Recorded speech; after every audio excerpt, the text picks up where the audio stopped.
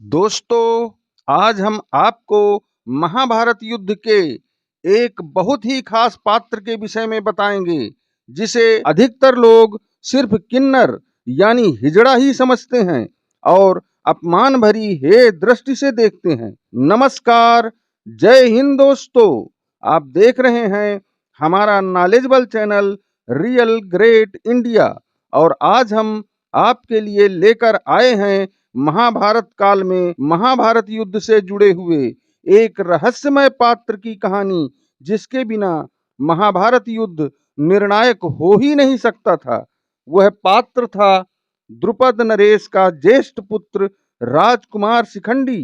तथा ये भी जान पाएंगे कि शिखंडी की वास्तविकता क्या थी। दोस्तों, अगर आप हमारा चैनल पहली बार देख रहे हैं तथा आगे भी हमारे वीडियो आप तक पहुंच सकें, इसके लिए हम आपसे अनुरोध करते हैं कि हमारे चैनल को सब्सक्राइब जरूर करें।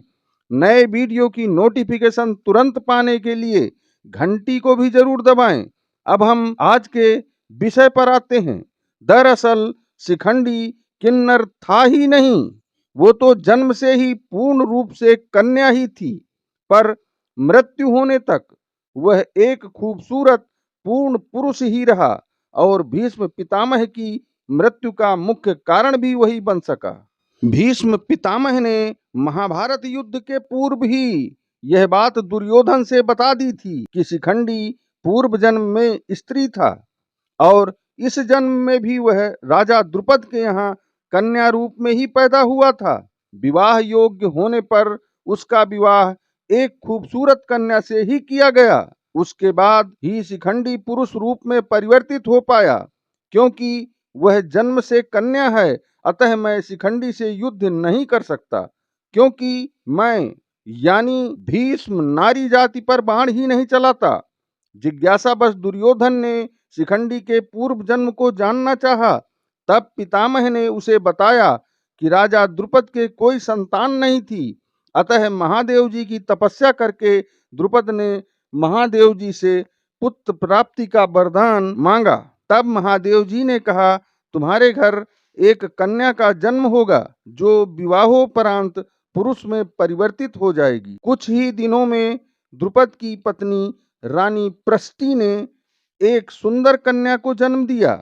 महादेव के वरदान को याद करके राजा द्रुपद ने सभी को यही बताया कि उनके यहाँ पुत्र ने जन्म लिया है, पर थी वह कन्या और उसका नाम शिखंडिनी ना रख के पुरुषों जैसा नाम राजकुमार शिखंडी रखा गया। राजा द्रुपद ने अपनी पुत्री की पहचान छुपाकर उसका लालन पालन पुरुषों के समान ही किया।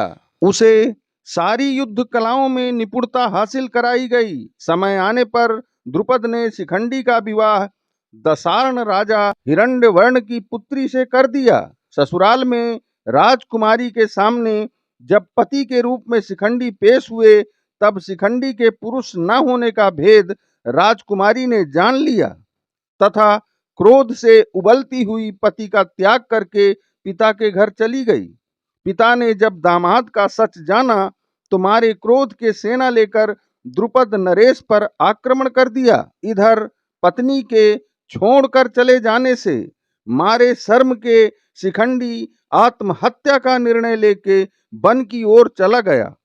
वह आत्महत्या का प्रयास कर ही रहा था, पर उसी वक्त वन विहार करता हुआ स्थूल कर्ण नामक एक यक्ष शिखंडी को आत्महत्या करने से रोककर कारण जानना चाहा।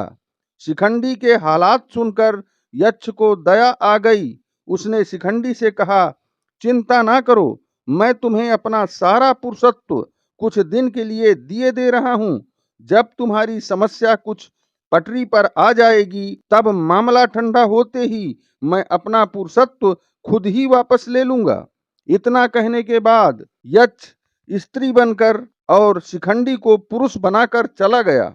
शिखंडी को एक अच्छा अवसर प्राप्त हो गया और वह पूर्ण रूप से पुरुष बनकर घर वापस आ गया। उसने अपने पिता से सारी बात बताई और युद्ध टाला जा सका। राजा हिरण्यवर्ण ने शिखंडी का परीक्षण कराया और अपनी भूल पर शर्मिंदा होकर द्रुपद से क्षमा याचना भी की तथा अपने राज्य लौट गया। शिखंडी का पारिवारिक जीवन सुखमय कटने लगा, पर जिस यक्ष ने दया करके शिखंडी को पुरुष बनाया था, उसके साथ बड़ा ही बुरा हुआ। यक्षों के स्वामी कुबेर ने जब यक्ष स्थूल कर्ण का हाल जाना, तो मारे क्रोध के स्थूल कर्ण को श्राप दे दिया कि तुम्हारा पुरुषत्व अब तुम्हारे चाहने से नहीं, शिखंडी की मृत्यु के बाद ही प्राप्त हो पाएगा।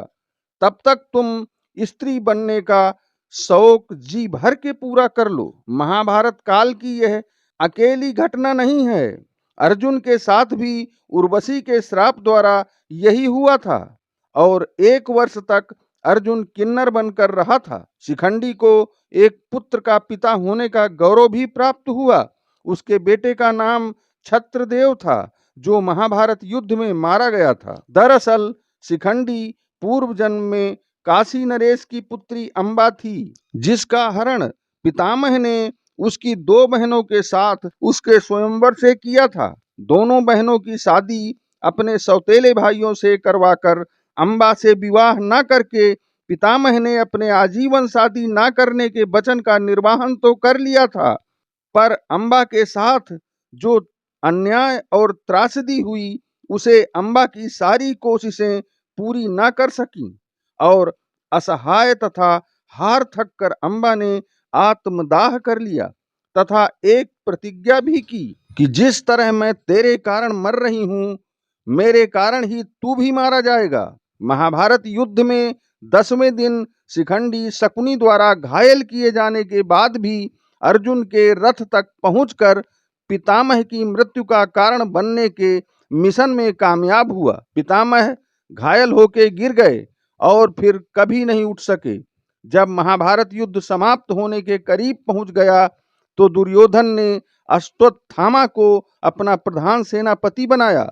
अश्वत्थामा ने रात में सोते वक्त कृपाचार्य और कृतवर्मा को साथ लेके युद्ध के नियम तोड़ के पांडव शिविर में चुपके से हमला करके राजकुमार शिखंडी का भी वध कर दिया। हम आशा करते हैं अब आप शिखंडी हिजड़ा था इस धारणा को बदल पाए होंगे। दोस्तों, वीडियो में अंत तक बने रहने के लिए हम आपके बहुत आभारी हैं। आशा करते हैं आगे भी आप हमारे प्रयास को सार्थक करते रहेंगे। आगे फिर मिलते हैं एक विलक्षण और प्रेरणाओं से भरी ऐतिहासिक कहानी के साथ। धन्यवाद।